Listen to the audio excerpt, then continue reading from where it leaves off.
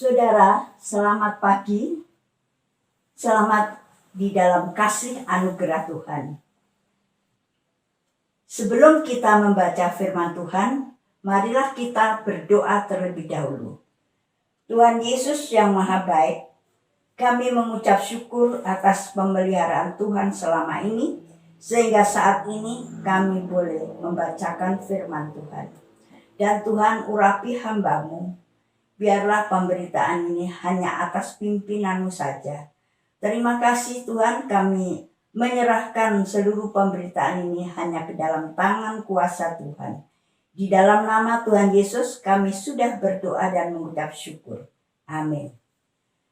Saudara, firman Tuhan pagi hari ini berjudul Kasih yang dari Allah. Marilah kita membaca 1 Yohanes 4 ayat yang ke-7 sampai dengan 9. Allah adalah kasih. Saudara-saudaraku yang kekasih, marilah kita saling mengasihi. Sebab kasih itu berasal dari Allah, dan setiap orang yang mengasihi lahir dari Allah dan mengenal Allah. Barang siapa tidak mengasihi, ia tidak mengenal Allah. Sebab Allah adalah kasih. Dalam hal ini, kasih Allah dinyatakan di tengah-tengah kita, yaitu bahwa Allah telah mengutus anaknya yang tunggal ke dalam dunia, supaya kita hidup olehnya. Demikian firman Tuhan pagi ini. Saudara, kasih adalah perintah Tuhan yang sangat penting, yang utama dan yang terutama. Kenapa demikian? Karena Allah adalah kasih. Apa sebenarnya arti kasih? Kasih adalah bentuk ungkapan yang paling dalam dari kepribadian, sekaligus hubungan pribadi yang sangat erat dan sangat dekat. Itulah kasih, saudara-saudara. Dan oleh karena kasih, Tuhan Yesus rela datang ke dunia. Ini menunjukkan bahwa Tuhan mengasihi manusia bukan dengan omong kosong, tetapi dengan sungguh-sungguh. Yesus datang ke dunia. Bahkan Yesus yang termulia di surga mau turun ke dunia menjadi orang yang hina, bahkan lahirnya di kandang. Dan tidak di istana ataupun kerajaan yang mewah, tetapi turun dalam keluarga yang sangat-sangat sederhana. Nah saudara, itulah karena kasih Kristus. Dan karena kasih Kristus pula kepada manusia, Tuhan kita mau disalibkan dan mau disengsarakan. Untuk itulah kita harus meneladan kepada Tuhan. Kita harus berbuat kasih dan saling mengasihi. Dalam hal ini, di dalam bacaan kita, Yohanes mengajak kita untuk saling mengasihi. Sebab kasih itu berasal dari Allah, bukan dari manusia, bukan buatan manusia, tetapi ada dari Allah sendiri. Nah, dan setiap orang yang mengasihi itu lahir dari Allah. Jadi kita kalau memberi pada teman kita, sesama kita, kita berbuat kasih kepada sesama kita, berarti kita lahir dari Allah dan mengenal Allah. Saudara, dikatakan di sini barang siapa tidak mengasihi, ia tidak mengenal Allah. Jadi kalau ada orang yang jahat kepada sesama, kalau ada orang membuat ulah kepada sesama, berarti orang itu tidak mengenal Allah dan tidak lahir dari Allah. Dan di dalam ayat yang 9, barang siapa tidak mengasihi, ia tidak mengenal Allah. Ayat yang 9, dalam hal inilah kasih Allah dinyatakan di tengah-tengah kita, yaitu kasih Allah Bapa sendiri, itu juga dinyatakan di tengah-tengah kehidupan manusia. Karena Allah Bapa telah menurunkan anak tunggalnya, yaitu Yesus Kristus. Sehingga Allah Bapa dan Yesus sama-sama memiliki kasih yang sejati.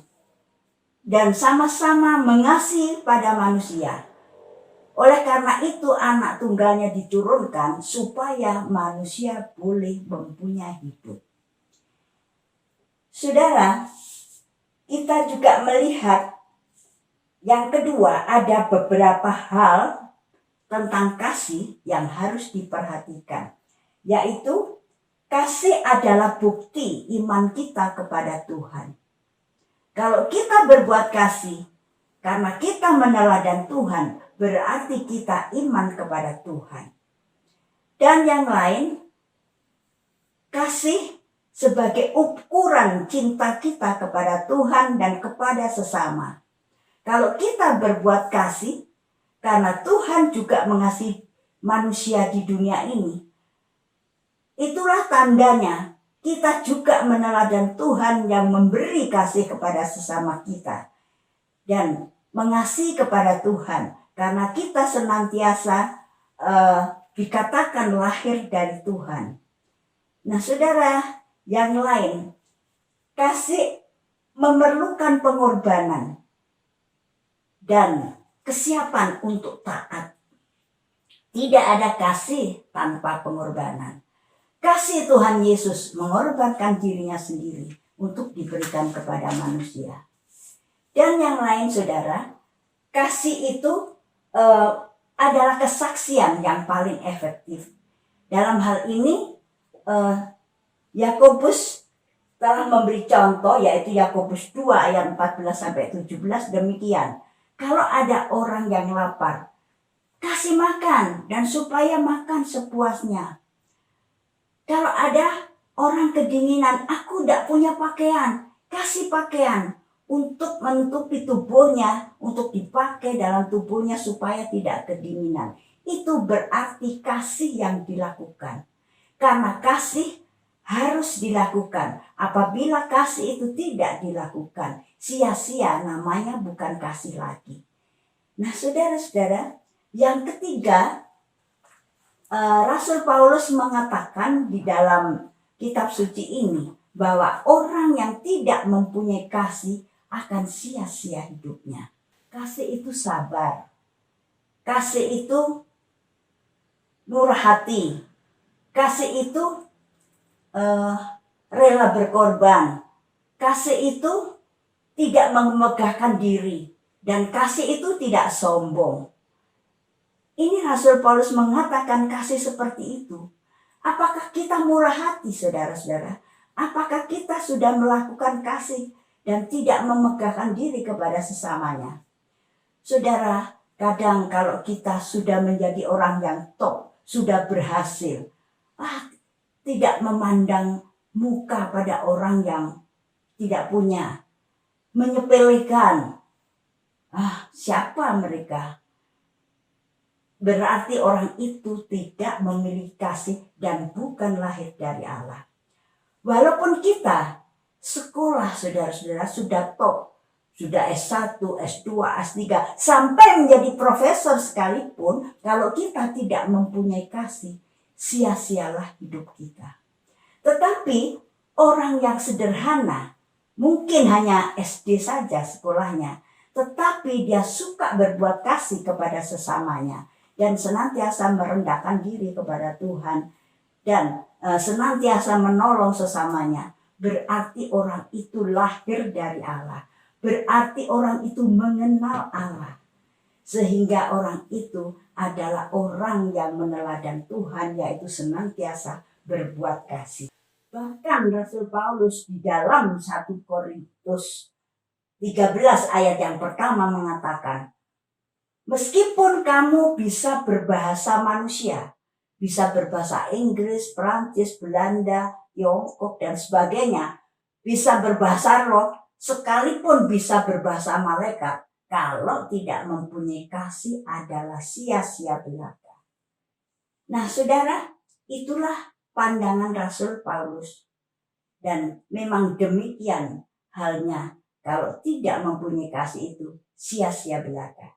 Dan yang keempat, dikategorikan manusia kasih itu ada 4 macam, yaitu kasih agape, kasih philia, kasih eros, dan kasih storge. Tetapi kasih yang dipakai oleh Allah adalah kasih agape. Kasih agape adalah kasih yang sungguh-sungguh, kasih yang sejati, kasih yang tak terbatas.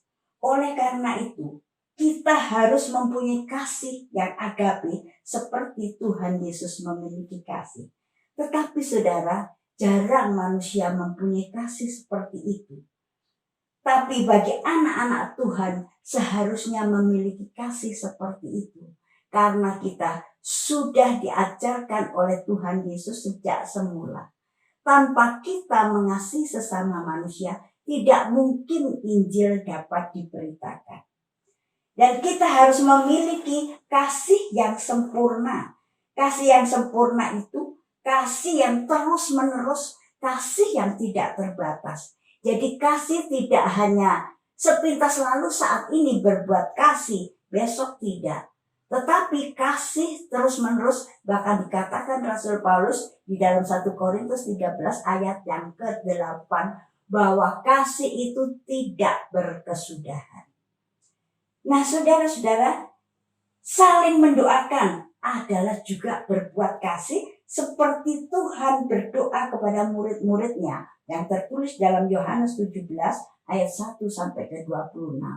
Dan Paulus juga berdoa untuk jemaat di Efesus. Ini tertulis dalam Efesus 1 ayat 16 sampai 18, Efesus yang ketiga pasal 3 ayat 16 sampai 18 juga. Nah, saudara, jadi kasih itu di dalam kehidupan kita sangatlah penting. Marilah kita berbuat kasih, kasih yang sempurna, kasih yang sejati, kasih yang datang dari Allah. Karena kita milik Allah, lahir dari Allah, dan sungguh mengenal Allah. Mari kita berdoa. Tuhan yang Maha Baik, memang Tuhan di dalam kekristenan kami senantiasa diajarkan tentang kasih. Karena kasih ini datang daripada Engkau sendiri Tuhan. Tanpa kasih kami hidup ini sia-sia di bumi ini Tuhan.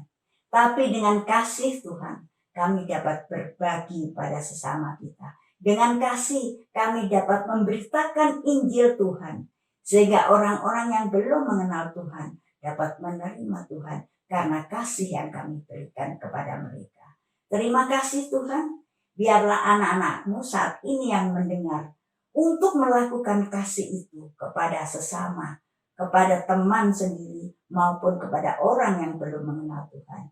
Di dalam nama Tuhan Yesus kami sudah berdoa dan mengucap syukur. Amin.